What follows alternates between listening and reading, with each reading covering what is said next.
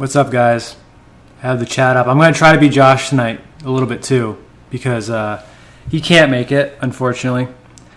I asked my boy, but he's unavailable. Plus, this really wasn't planned. So,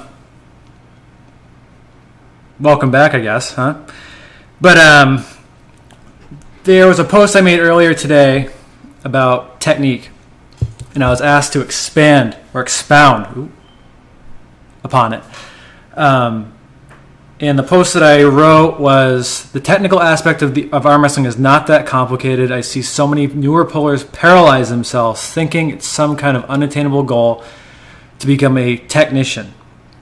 I could talk about this all day. Kind of can. I don't know if I can by myself.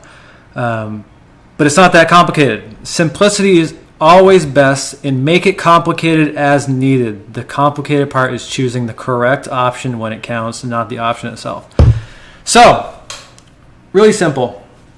I think people get confused when they talk about technique in general, of what that even means. I think there's a lot of connotations towards technique that if you're technical, you're not as strong. If you're really strong, you're maybe not as technical. That's not at all true. Although technique can make you feel stronger, and sometimes people who are just plain strong don't focus as much on technique. There's many, many people that do both.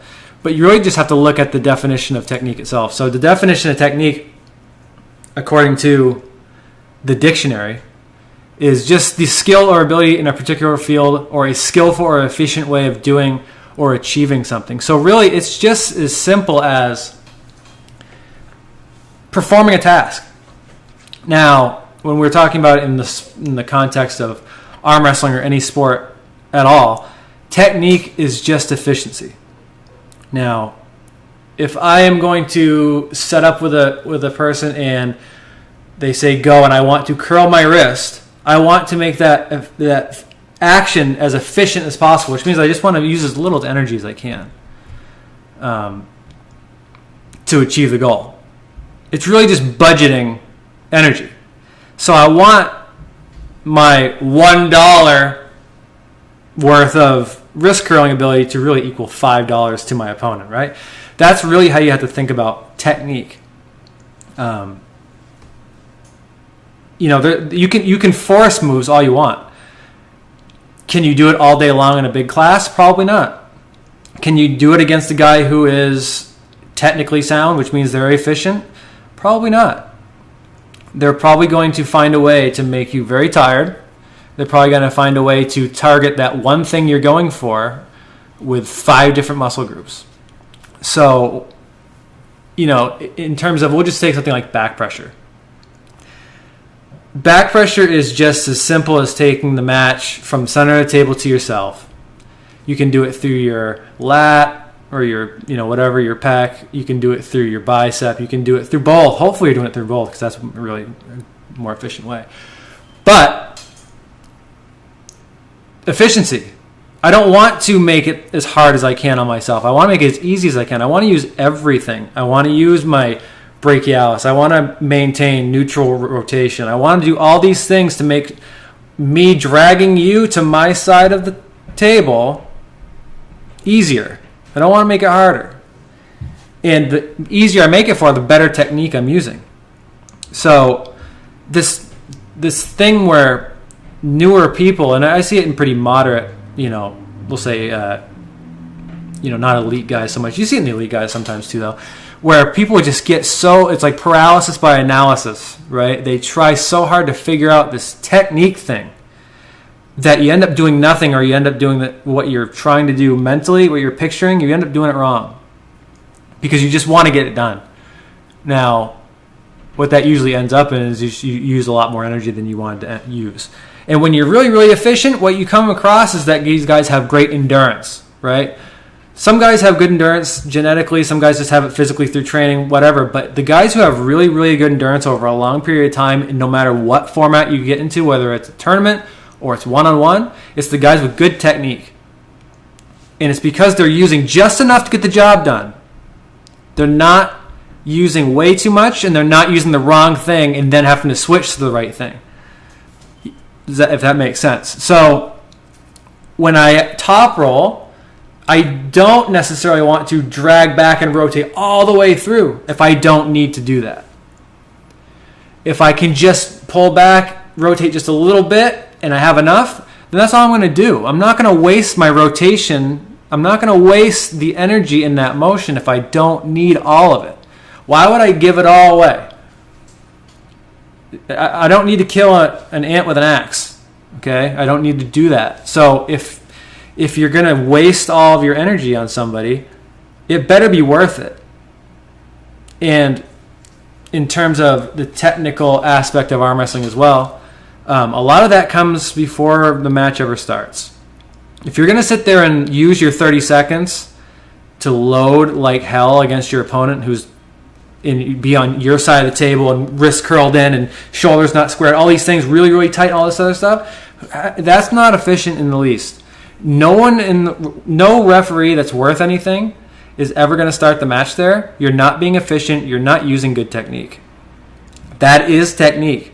How do I get up to the table and get a grip using zero energy and get everything I want? That is a technique. And that's a technique that'll pay off huge once that match starts, especially if somebody is on the other side being super aggressive. They want to load. They keep regripping. They keep coming in. They keep doing all these things, and you're not doing any of it. Well, guess who's going to get tired first? You're going to have, this guy is going to have the edge knocked off him before you even say go. And when you're nice and fresh and tight and everything's ready to rock and that guy is all gummy because his hand is blown up because he keeps reaching for you and he keeps doing all this bullshit, guess who's going to have more energy and be more efficient? Oh my God, this guy has such good... he burned me out. Oh my God. Did that person really burn you out, or did you burn yourself out? You're using bad technique if you're doing that. And that really just comes down to being confident in what you want to do. If you're up there doing all this bullshit, working too hard to get all this grip that you're never going to get anyway, you're just really just telling me that you're not confident in what you're going to do. So that's technique. It's pretty simple. And really, the thing that separates technique from being able to, I know how to do it, and being able to apply it, is really training, showing up to practice. I can tell you all day long how to top roll somebody. I can tell you all day long how to hook somebody. I can tell you all day. You can watch a million videos on how to do those things. That's the beauty. That is the beauty of technique in terms of techniques, how to hook, how to top roll, how to press, all these things. The way the sport is nowadays, you can find a million videos with watching guys who will do this perfectly.